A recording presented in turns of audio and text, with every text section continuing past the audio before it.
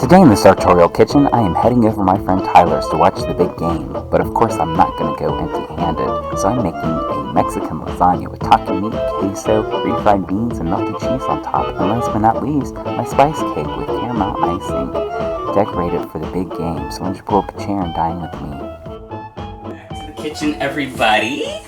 So the big game is coming up, although it's already happened if you're just watching this. I have been invited to my friend Tyler's, and you know I never go anywhere empty-handed, so I thought I'm going to take this opportunity. I'm going to make a nice feast. And I'm kicking things off with my spice cake. I'm doing it from scratch this time. Spare no expense. So I'm starting with my wet ingredients, 3 eggs. I always do my eggs first so I can check for eggshells. I've also got a cup of butter or 2 sticks already in here. Softened or slightly melted. The butter was in my fridge and it was chilled, so I did it in the microwave just to soften it a little bit.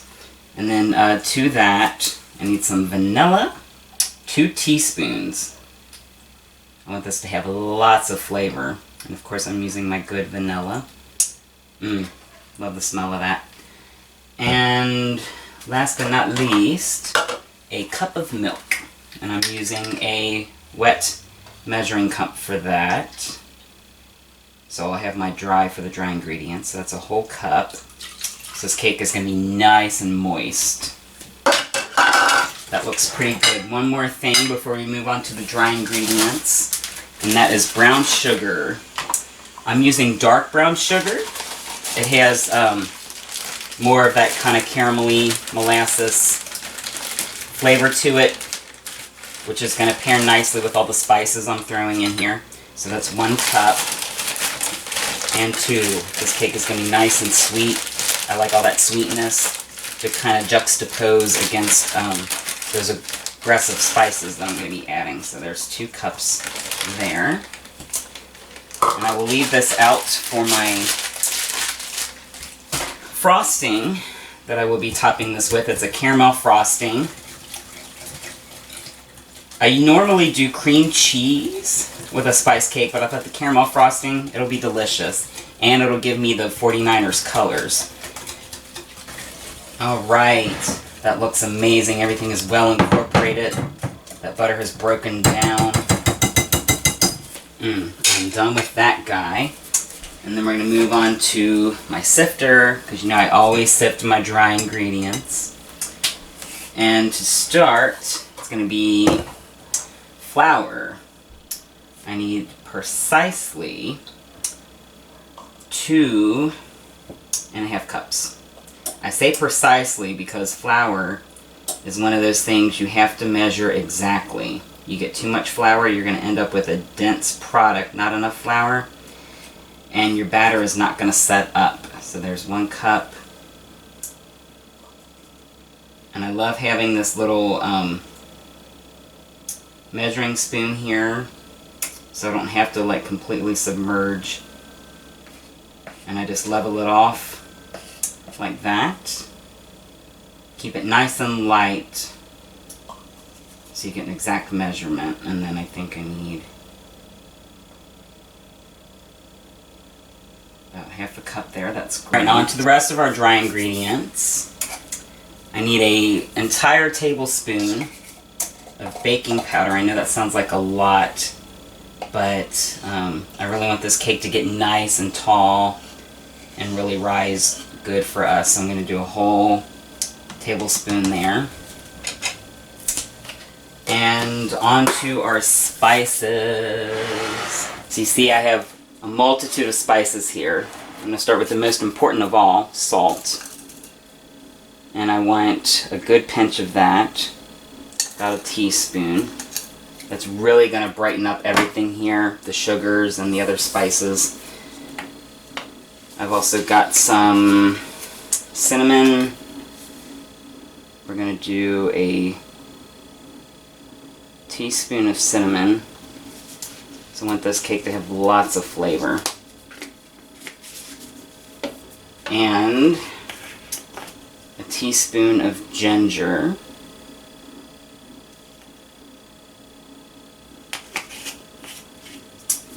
Now a little less of these. I've got some clove here. I'm only going to do about a half teaspoon of clove because it's a little stronger. So I don't want too much of that. It's going to overpower everything else. And of course nutmeg. And the same with the nutmeg, a half teaspoon. And for a really extra kick, some cayenne. And again, just about a half teaspoon of that. Just enough to give the cake a little pop of flavor. And then of course we just come in here and tap this baby here. And as you see, all these seasonings here get incorporated into the flour. We sift through all these lumps. We get a really nice flour. This is going to help our cake be nice and tender and moist. So good. Now we just mix it up. Now I ditch the whisk and I move to a wooden spoon because I feel like the whisk has a tendency to overdevelop the flour, and then you end up with a really dense, chewy product. So all these steps really have a purpose to it. It's not just me being unnecessary and showing off. And what I do is I just come underneath and fold the wet over top of the dry until it becomes incorporated. And then once it starts to come together, then you can come along the sides here, scrape all that flour up until everything just comes together into a nice homogenized cake batter. Alright, I think this looks pretty good. You can see we still have all those little pellets of butter in here. That's gonna create some steam and really give us that light fluffiness that we're looking for. And then I've got my greased 13 by 9 here. I greased and floured it because I really want to make sure that this comes out clean, since I'm decorating it and everything. So we're just going to pour this out, and I just kind of start at one end and over the other, and I just come around, make sure that our cake batter is evenly distributed so it comes out the same height. I don't want too much of the batter at one end or the other of the cake, or the cake's going to be lopsided and then it's going to be hard to decorate. And just make sure. And the other good thing about the wooden spoon here is I can come up on the sides and make sure I get all this lovely batter scraped out. Doesn't that just look great? Okay, and then I'll just kind of push it out to the corners down this end. Make sure everything is nice, one nice even layer. And now we are ready to go in the oven. So I have preheated the oven to 350 degrees. This is going to go in the middle rack so it cooks evenly, gets an even distribution of the heat. And it's going to cook for about 40 to 45 minutes or until a toothpick comes out clean. And in the meantime, we'll work on to the rest of my menu. Back, everybody. My cake is in the oven and it's starting to smell amazing. Next thing we're going to work on is my taco meat for the Mexican lasagna. Have you ever heard of such a thing? And it's just as glamorous as it sounds. So I've got 2 tablespoons of oil going in the skillet. What I would like to do first is kind of toast my seasonings a little bit. So I'm going to start with some taco seasoning. And I want this to have lots of great flavor. So I'm going to do about 2 tablespoons of that actually. And then a couple teaspoons of cumin. Then I've also got here some onion powder. About a tablespoon of the onion and the garlic. And a little cayenne for some heat. About a half teaspoon of that. It's pretty strong. We just come in here with our wooden spoon again, and then what I do is I just come in here and stir all this into that oil. And then the oil takes on that wonderful flavor. And I may need just a little more. I want just enough to dissolve all those spices. And see, getting them nice and hot like this, that's going to really help develop those flavors so you're not just tasting like the raw spice. Okay, and I think I just let it go for about a minute or so. You don't want them to burn, you just want to start to smell those aromas, and then you know it's ready. It almost becomes kind of paste-like. So good. Then I just need a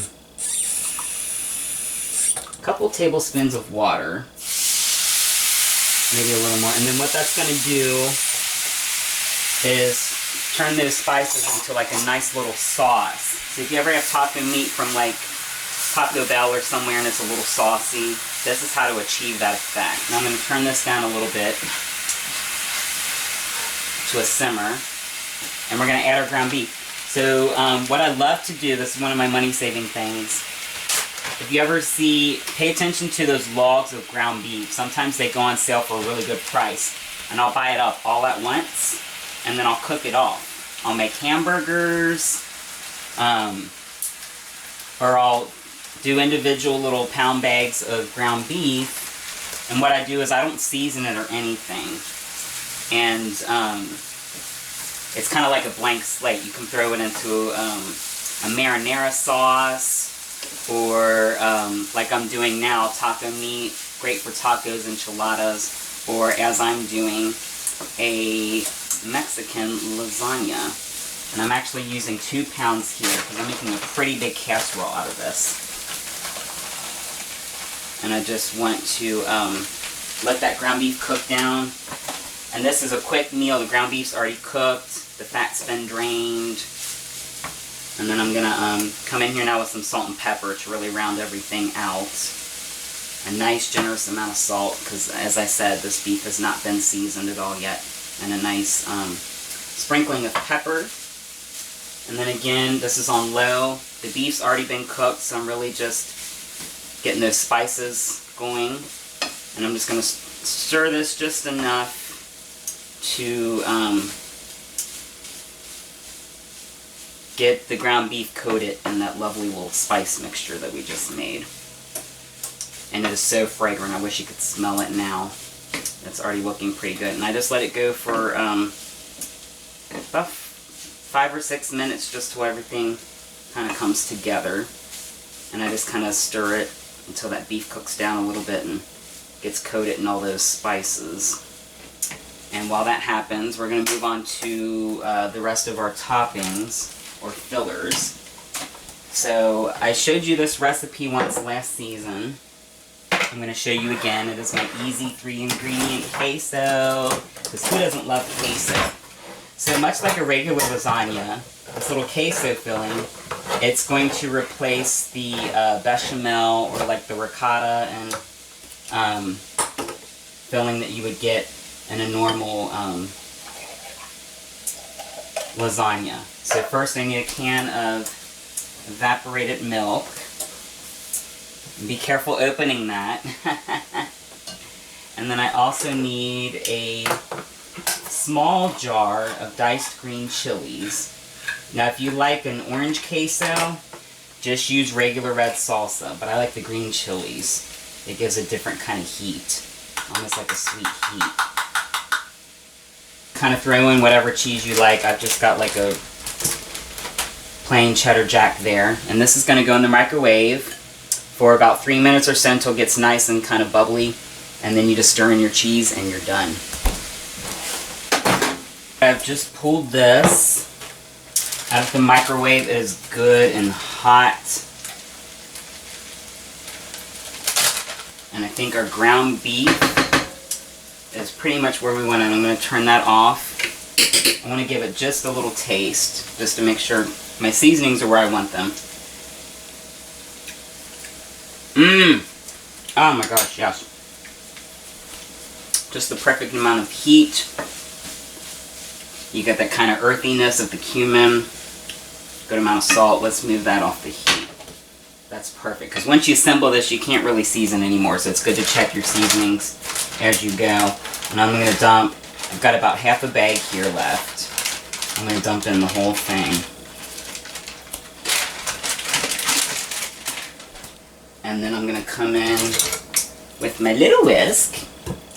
Just kind of press down here. Stir that all in. Oh yeah, that looks good. It starts to melt a little bit from the heat of that warmed evaporated milk. And then you just get the little flecks of those chilies in there. So good. So I think we are ready to assemble. Got my little assembly line here. My queso. I've got some refried beans. That's going to be another layer here as well. And then I've got my ground beef, of course. And some tortillas. Some small flour tortillas. I use the small because they're going to fit better here. This is a crock pot insert from a new crock pot I got for Christmas. I'm super excited. And I've lined it with this bag just to help keep it clean. And the tortillas, they're going to take the place of the lasagna noodles. And I'm just going to start, I'm going to do a layer of the tortillas first, because it's going to create a nice base to hold everything that I'm putting in here. And then I just tear one in half to kind of fit on the sides here. And then we just kind of come in and layer everything. I think I'm going to start with the beans here. And I got 2 cans out. I may not use it all. We'll see here. So just about 3 spoonfuls. And then I'm just going to do a nice, and you can turn this around if you want. I'm just going to do a nice thin layer, spread it out evenly over the tortillas. I'm going to come in with some of this ground beef here. And I'm just going to kind of just dump a little here. Just kind of spread it out evenly. You can use a slotted spoon if you want. Just a nice thin, even layer. Not too much because we're going to layer this pretty high. So I want to make sure I have enough for all the layers. And then I will use a slotted spoon so I can make sure I get it all out. And I'm just going to kind of cascade it over everything here.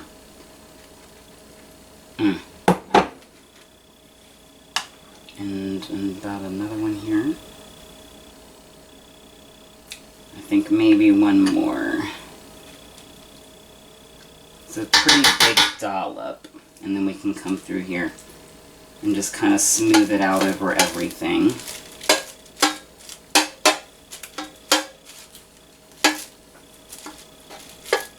And come this way with it too, just so there's a nice even layer. So I want every bite to have the same of everything in it. Beautiful. And that is our layers. We just repeat.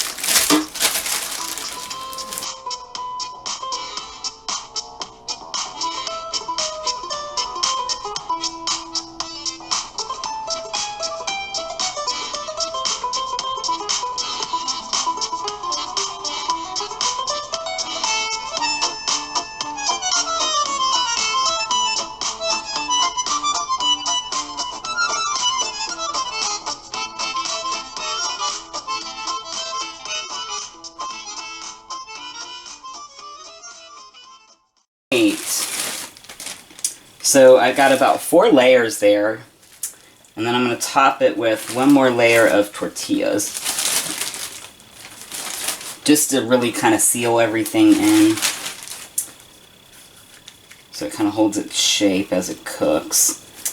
And as you can see, I've got a little bit of ground beef left, a little bit of beans, and just a pinch of the queso, so that'll be and of course the tortillas, so that'll be a nice quick easy dinner for me.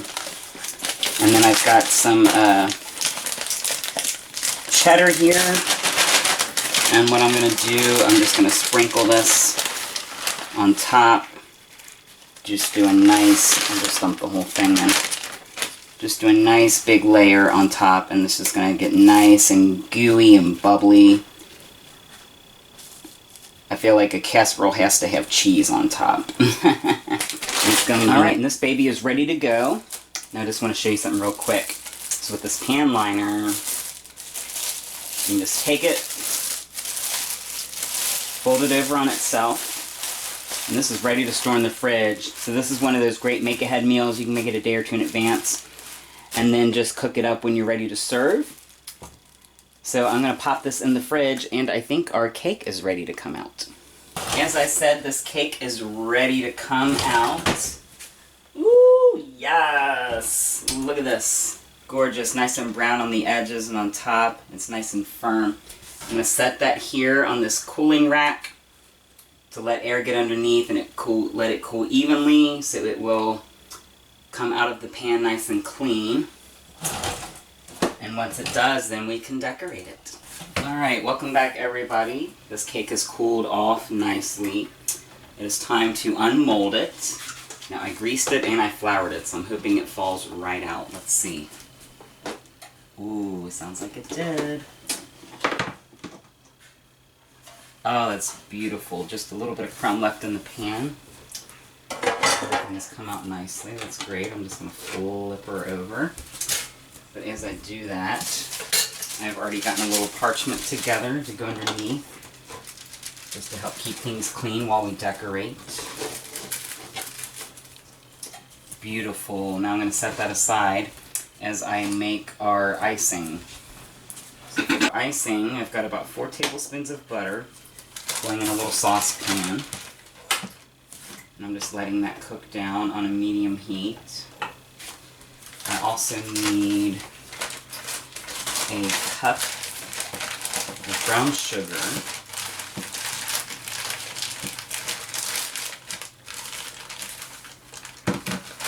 I'm using the dark brown sugar because it has that nice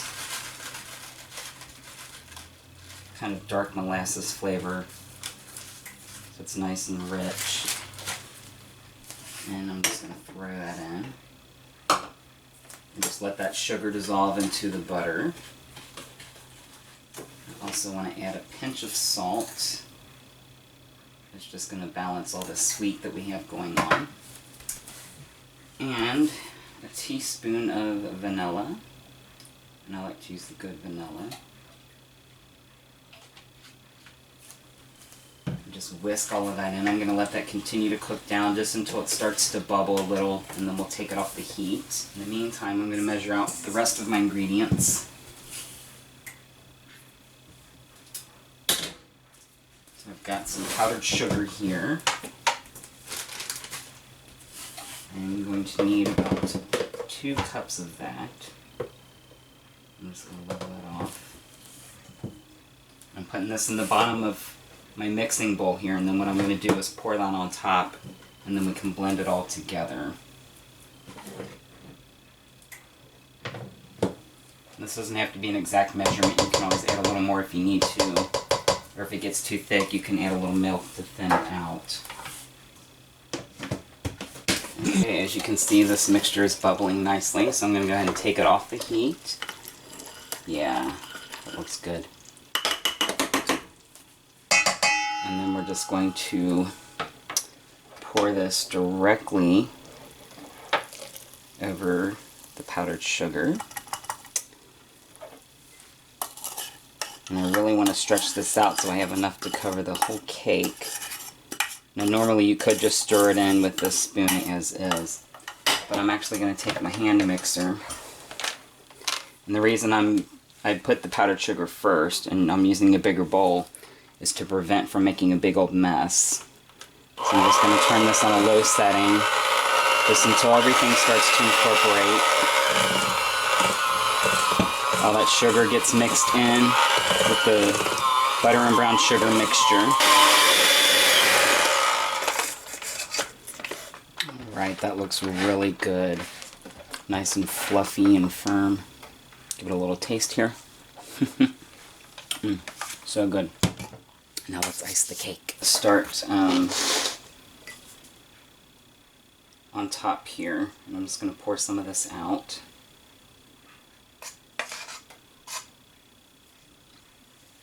I'm a little sparing with it at first, because I want to make sure I have enough to go edge to edge, and then I can always add more of it if I want. Plus I want to make sure I save some to go down the sides of the cake as well, because I want this cake to be completely covered. In here and take care of the sides. I think I have just enough icing in here to do that. And with that, I just start at one end, and then I just kind of pull straight across in one nice little streak. You might need more on the longer sides because it has more cake. Okay, so like I said, I just got this icing from the store. Of course, you can always make your own colored icing if you want to get frosting bags out and all that, but it's a lot of work. I'm just going to kind of have fun with it. Something easy here, I'm thinking go 49ers. Nothing too complex. And again, I'm a home cook. I'm not really a pastry chef, so I'm just doing what I can do. But I think it's going to be fun and it's going to look good. That'll do. I've still got pretty good amount of icing here. So I thought I would just come in here and draw a nice little border around the edge of the cake.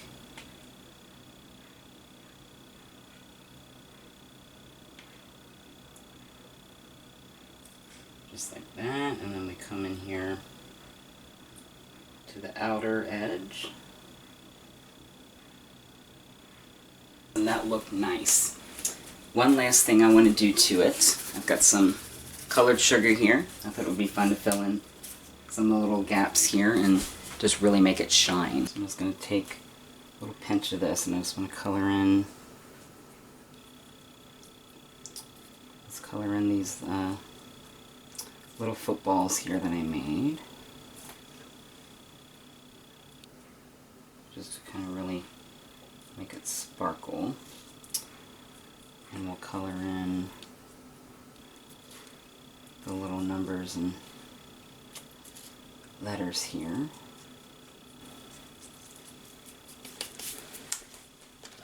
There, now how does that look? I'm going to go ahead and cover this. But I am finished here for now. I will see you guys at Tyler's.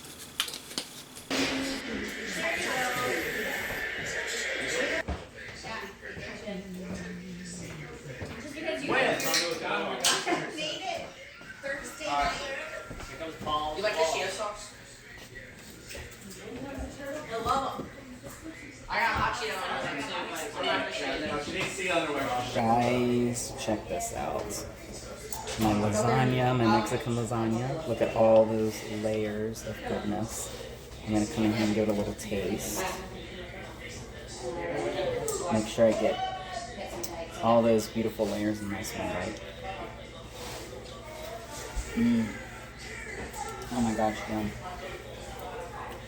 Taco meat, nice and spicy. You can get the creaminess from the beans and the queso. The cheese, the tortillas. It's also the perfect little party food, easy to assemble. And you can make it ahead of time and cook it up. So good. I'm going to finish this up. And then I will come back when we dig into my cake.